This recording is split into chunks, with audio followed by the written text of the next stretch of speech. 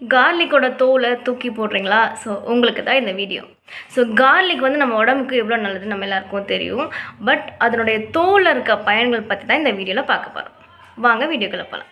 தோலில் பார்த்தீங்கன்னா anti accident அதிகமாக இருக்குது. ஸோ இதனால் உங்களோட ஸ்ட்ரெஸ் லெவல், டிப்ரெஷன் இது எல்லாமே குறையறதுக்கு ரொம்பவே ஹெல்ப்ஃபுல்லாக இருக்குது. முக்கியமாக ஒர்க் ப்ரெஷர் அதிகமாக இருக்குங்க. டெய்லி பார்த்திங்கன்னா இந்த பூண்டோட தோலை பார்த்திங்கன்னா ஒரு மூட் பூஸ்ட்னு சொல்லலாம்.